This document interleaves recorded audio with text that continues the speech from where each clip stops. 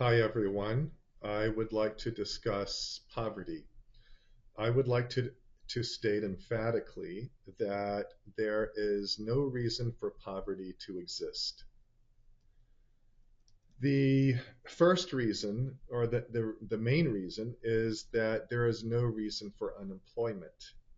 Unemployment is not a natural phenomenon. Unemployment exists only because the government increases wage rates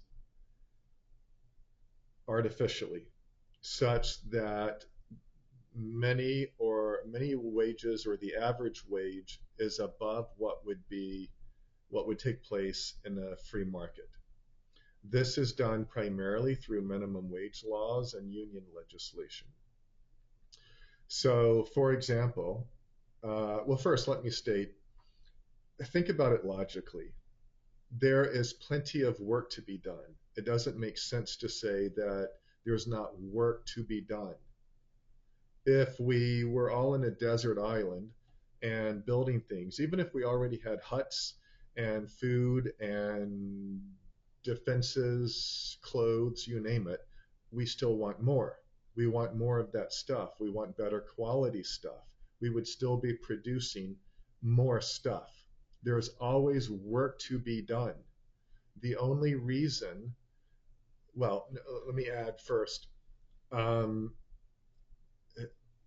this every year we produce more, a greater quantity of goods on average. And next year we'll produce still more, the next year more, the next year. Why couldn't we produce all of that now? Why can't we produce more now of what we're currently producing? Well, one reason is there's only so much capital, but another reason is there's only so much labor. And you can always use labor. There are many industries and jobs and tasks that are labor intensive. So there's enough work for all the labor that we had, enough work for all the people that exist. There's never not some work to be done. It's just that there's not enough money to hire everyone. Why is there not enough money to hire everyone? Because of artificially high wage rates. So, for example, let's say a company has $100 to pay out in wages, and there are 100 workers in that company. Well, the average wage in that case would be $100. 100 in spending, 100 to paid out in wages to 100 workers, that's $100. I mean, all right, let me start over. $100 to be paid out to 100 workers, that's $1 on average per worker. Okay, so the average wage is $1. Well, what if the government came along and said instead of $1, the average wage must be $1.10? Is there enough money to pay $100 to a hundred? Sorry, is there enough money to pay $1.10 per person to 100 workers? No, that's more than $100 that exists to pay them at all. So if you pay 110 $1.10 to 100 workers, there's only enough money for 90 workers. 100 divided by $1.10 is 90.1. So the other 10 workers would be laid off. There's not enough money, so they're unemployed. That is how we have unemployment. What if the average wage, sorry about that. What if the average wage was $100? How many employees could the company hire? Well, not even one worker, because it does. Well, yeah, if it has 100 to pay out in wages, it could hire one worker, and that's it. So there's your unemployment. What if the average wage was $1 million, $1 billion? There would be fewer and fewer workers, right? So minimum wage and union legislation that forces companies to pay workers more than the company has to pay all the workers results in unemployment. That is the only reason you have unemployment. Everyone can be hired if we will allow the wages to be low enough. There's enough money for everyone. It's math. So that is the reason for unemployment. So if you didn't have that regulation by the government, everyone would be employed. Everyone would have a job. They would be earning an income and they can buy at least the minimum, right? They could buy food, they could buy basic housing, they could buy clothes. And then further, every year they could buy more and more and more because every year we're making more and more. And in a free market, every year the average price of goods and services would fall. You're used to it rising. That's what we call inflation. Well, inflation is also made by the government. It is man-made. There's nothing natural about inflation. The only reason we have inflation is because the government prints money at a faster pace than the marketplace can create goods and services. So using the price formula that we just used, if you have an economy with $100 in spending and you have 100 goods and services, what's the average price of each good and service? $1. Well, what happens if you increase the quantity of money from $100 to $200 while you still have 100 goods and services? Well, the average price of each good and service doubles to $2. There's your inflation.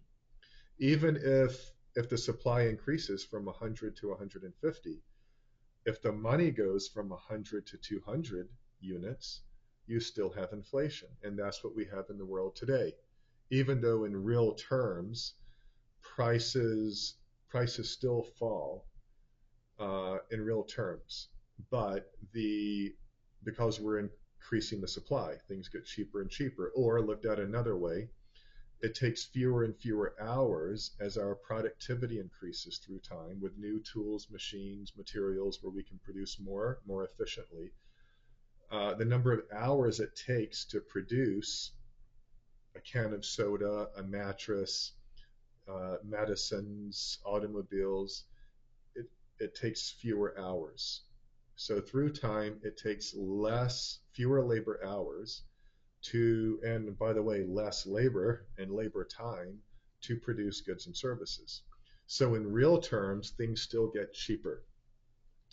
But for people who don't have jobs, for retirees not having much of an income, inflation makes everything more expensive. And you know very well the last several years, last 5 years, we've had a lot of inflation. Why? The COVID money printing. They threw everyone out of work for no reason and they paid them all money and sent mainly large corporations trillions of dollars or billions of dollars, trillions in total, under both Trump and Biden, by the way. So that's why we've had inflation the last few years. No, it's not companies raising prices. They can't do that because people only have so much to spend. If you keep raising prices on people, they won't buy as much and companies won't make as much money. Companies cannot raise prices in the absence of more money existing. So the only reason we have inflation is the government printing money. So let's look at what we have so far.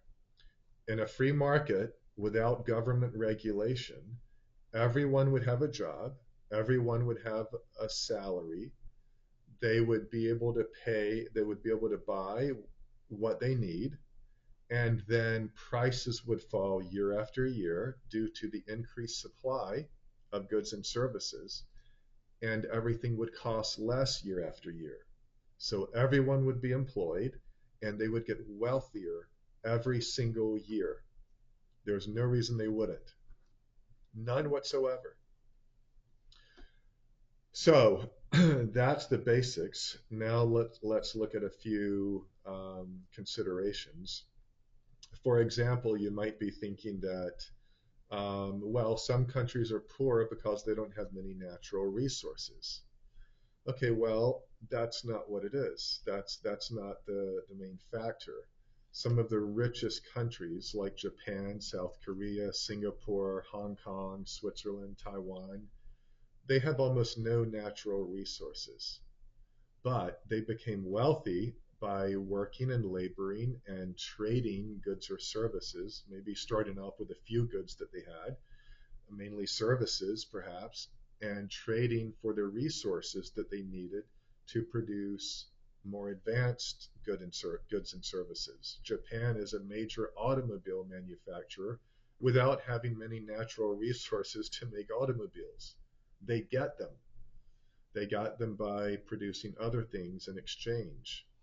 So, similarly, countries like Venezuela, Nigeria, Angola, Russia, Democratic Republic of Congo, Equatorial Guinea, those countries are full of natural resources and in theory should be the wealthiest in the world. They're not because they're not free and they have a much more restricted and regulated market than we do.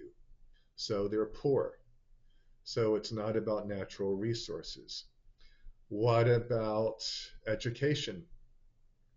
What if people are just too stupid in some countries? Well, that wouldn't always be the case. Even if they're not educated, they know how to produce basic things. They have those things now. They have huts and clothes, and they know how to kill for food. They could produce more and more and more of those things year after year. That's how Hong Kong and Singapore, especially, very small areas of land with no natural resources, became so wealthy. They just kept producing more and more and more. They were free. They had the freedom to accumulate capital, to create tools, machines, factories, and they produced and they kept producing more and more and more. So no matter the education, oh, another point, one of the things the countries produce is education. So they would be producing more skills and knowledge to go along with producing goods and services that would help them produce more goods and services. So education is not what's holding countries back. Similarly, you might say, what if countries are just too poor? Well, again, they might be poor, but they can keep producing more of the things that they do have, that they are producing. They can produce more and become wealthy. This country, the United States, started with nothing here. Even when the Indians were here, they didn't have much. It was mostly dirt. And look at the New York City skyline we created. It was a rock. So everything the whole world has, every country, all the cities, all the goods and services, we created that from nothing. Poverty is the natural state. We all started poor. We have what we have because we've produced. The main reason we've been able to produce and create these goods and services is because we have been relatively free. Our countries, regulated and socialist as they are, yes, they are half socialist, they allow us to be free enough to have relatively secure property rights, to own our home, to own our factory, to keep our money, to labor the way we want. And that enables us to create more and more things, to accumulate more capital per person, and to come up with ideas and have the capital to implement the ideas, get funding, more funding for the ideas, and make more and more things and hire more and more people. So the key is freedom and property rights. You show me the countries that are the poorest, I'll show you the countries with the weakest property rights, the greatest lack of freedom. They're just generally controlled from head to toe and not allowed to do anything they need. Um, one other factor, and that is people with mental and physical deficiencies or handicaps. Well, most of the government redistribution and most of the charity we have in the world is going to people, most of it goes to just subsidize people. People who are making less, we just take money from the rich and we hand it to them. Most of that kind of welfare and most of the charity is aimed at people who largely just choose not to work or are happy with a subsistence living. They're underskilled. They don't. I'll leave that alone. They're underskilled and they're blocked from the workforce through minimum wage laws, and they're happy just living a subsistence existence. And that's what welfare gets them. That's what charity gets them. And I can tell you from knowing two people in my life who I'm very close to, one a woman, the other a female minority, who are smart as can be, hardworking. They can't get the charity and the help from the government that they need to work and succeed. If they want to not work and just be poor, they can get free money. But if they need help with one of them has disabilities, you can't get help with that. Not much. So if you want to work hard and produce and try to succeed, there's really not much charity for you. There's not much government help for you. And all the charity and government help isn't solving poverty. We still have the poverty. All of that creates the poverty. It incentivizes a lack of work. The main point that I want to make is if you had everyone employed who can work and um, we weren't giving all of such a large portion of the population redistribution and help, welfare, there is way more than enough money to have real charity for the real people who need it, who truly cannot help themselves. So that would not be an issue in a free market. There is tons of money to help the small percentage of people who really need help and cannot get by on their own. So, to summarize, in a free market, if you did not have the government controlling and manipulating everything, you would have full employment, everyone would have a salary, everything would become cheaper year after year, and their standards of living would get better. And there is no other reason for poverty and unemployment aside from what I've mentioned. And I'll add to that, if we didn't tax everything, if we didn't tax capital, if we didn't tax the billionaires, if we didn't tax the incomes, if we didn't tax, have separate incomes for corporate taxes, and then sorry, I meant separate taxes for corporate income, and then still separate taxes for capital gains income, and so forth. If we didn't tax everything, all of that capital would be freed. That money that is now taxed would be available to do what it's doing already when it's not taxed, to hire more workers, to pay higher wages, to pay for and create more capital. If we cut out taxes tomorrow, wages would immediately skyrocket. They would, if everything's taxed 20%, you would give that 20% back. People would be paid 20% more. And then you would have 20% increase or so in production and supply. So things would be 20% cheaper and so forth and so on. So the taxes do no good. They don't help people. It's just mostly wealth redistribution and money given to the military, which again is redistribution mostly. None of it's needed. So if you really want to have a country with people employed, with their earning the highest salaries they can, with their having the highest standards of living that they could have, you want to quit having all the taxes. You want to cut out all the regulation, raising wages artificially.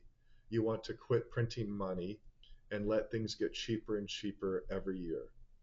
You would see an unbelievable increase in people's standards of living, and we would get rid of poverty altogether. And that applies to every country in the world. Okay, that's what I have to say. Thank you. Please leave comments below. Please like the channel if you will. And I'll see you next time.